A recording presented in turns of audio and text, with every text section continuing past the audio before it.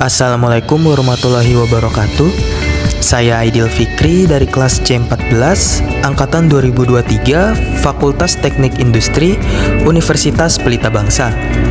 Dan di video kali ini saya akan membahas materi tentang puasa yang menjadi salah satu syarat untuk ujian akhir semester mata kuliah Pendidikan Agama Islam.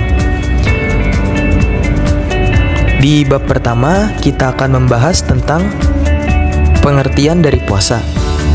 Puasa adalah salah satu dari 5 rukun Islam yang merupakan kewajiban spiritual yang kaya akan nilai-nilai edukatif dan kesehatan. Puasa juga didefinisikan sebagai penahan diri dari makan dan minum dan segala bentuk perilaku yang membatalkan puasa dari terbit fajar hingga matahari terbenam. Namun, esensi puasa jauh lebih daripada itu. Karena bukan hanya menahan lapar dan haus, tetapi juga sebagai latihan untuk meningkatkan kedisiplinan, kesabaran, dan kepekaan. Di bulan Ramadan, umat Islam di seluruh dunia menjalankan ibadah puasa dengan penuh dedikasi. Karena puasa telah terbukti memiliki manfaat yang signifikan. Puasa juga memberikan kesempatan bagi sistem pencernaan untuk beristirahat dan memulihkan diri. Di slides berikutnya terdapat dalil yang menjelaskan tentang puasa, yaitu di surat Al-Baqarah ayat 183. Ya ayyuhallazina amanu kutiba alaikumusyamu kama kutiba alal ladzina min qablikum la'allakum tattaqun. Yang artinya, wahai orang-orang yang beriman, diwajibkan atas kamu berpuasa sebagaimana diwajibkan atas orang sebelum kamu agar kamu bertakwa. Puasa telah dilakukan sejak zaman dahulu dan tidak hanya umat Islam, tetapi juga umat beragama yang lain. Dengan adanya puasa dan juga kita menjalaninya, kita akan sehat secara jasmani dan rohani. Karena puasa merupakan ibadah yang memiliki keistimewaan dibanding ibadah yang lain. Karena ibadah puasa boleh dikatakan sebagai ibadah yang sifatnya rahasia dan dapat dilaksanakan dengan baik oleh orang-orang yang beriman saja. Kata puasa dalam bahasa Arab disebut akar, yaitu artinya menahan diri atau menahan sesuatu. Kemudian ada tujuan dan hikmah puasa. Yang pertama, tujuannya yaitu untuk meningkatkan ketakwaan, mengendalikan hawa nafsu, mendekatkan diri kepada Allah Subhanahu wa Ta'ala, meningkatkan kepedulian sosial, dan melatih disiplin diri. Yang kedua, ada hikmah puasa. Hikmah puasa terbagi menjadi 5 hikmah, yaitu hikmah spiritual, hikmah sosial, hikmah kesehatan, hikmah psikologis, dan hikmah moral.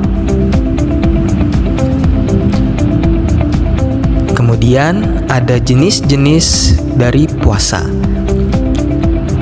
Karena puasa terbagi menjadi 2 jenis. Yang pertama ada puasa wajib dan yang kedua ada puasa sunnah. Puasa wajib itu memiliki 4 bagian. Yang pertama ada puasa Ramadan, yang kedua ada puasa kafarat, yang ketiga ada puasa qada, dan yang keempat ada puasa nazar. Kemudian ada puasa sunnah, terbagi menjadi 5 bagian. Yang pertama ada puasa Senin Kamis, yang kedua ada puasa Ayyamul Bid, yang ketiga ada puasa Arafah, yang keempat ada puasa Asyura, dan yang kelima ada puasa Tasyu'a. Selesai sudah pembahasan di bab 1, kemudian kita akan lanjut ke bab 2. Yang pertama, ada dari sunnah-sunnah puasa. Sunnah-sunnah puasa ini terbagi menjadi 5 bagian. Yang pertama, ada sahur. Kemudian, berbukalah setelah waktunya telah ditentukan. Yang ketiga, membaca doa untuk berbuka puasa.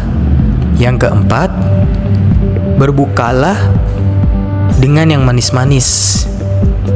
Yang dimaksud itu adalah berbuka dengan minuman atau makanan yang manis-manis supaya kita bisa menjadi segar kembali. Dan yang kelima, memberi makan kepada orang yang berbuka puasa. Di halaman berikutnya ada syarat-syarat wajib puasa yang terbagi menjadi 4 bagian. Yang pertama, memiliki keyakinan. Yang kedua, memiliki akal. Yang ketiga, balik. Dan yang keempat, suci dari haid dan nifas. Kemudian ada puasa wajib. Apa sih puasa wajib itu? Puasa wajib adalah puasa yang harus dikerjakan oleh umat Islam. Jika mengerjakannya, kita akan mendapat pahala, dan jika tidak mengerjakannya, kita tidak mendapat dosa, kecuali dengan halangan tertentu seperti haid atau nifas. Contohnya pada perempuan atau musafir. Kemudian lanjut di bab 3. Ada beberapa hal-hal yang dapat membatalkan puasa. Yang pertama itu gila. Yang kedua, makan dan minum. Yang ketiga, berhubungan badan di waktu puasa. Yang keempat, mengeluarkan air mani dengan sengaja. Dan yang terakhir, muntah dengan disengaja. Hal-hal inilah yang dapat membatalkan puasa kita jika kita melakukan hal tersebut. Kemudian ada rukun-rukun puasa. Rukun puasa itu terbagi menjadi 2, yaitu ada niat, dan yang kedua ada menahan diri dari lapar dan haus. Dan juga banyak hal-hal yang lain yang dapat membatalkan puasa. Kemudian yang terakhir ada kesimpulan. Puasa merupakan ibadah yang tidak hanya memiliki dimensi spiritual, tetapi juga membawa manfaat fisik, sosial, dan psikologis. Dalam perspektif agama, puasa mendekatkan diri kepada Tuhan dari sisi sosial, dan juga puasa mempererat rasa empati terhadap sesama serta memperkuat solidaritas di dalam lingkungan masyarakat. Dengan melakukan puasa secara penuh dan secara niat, kita tidak hanya memenuhi kewajiban, tetapi juga kita mendapat berbagai manfaat positif lainnya untuk kehidupan kita secara menyeluruh.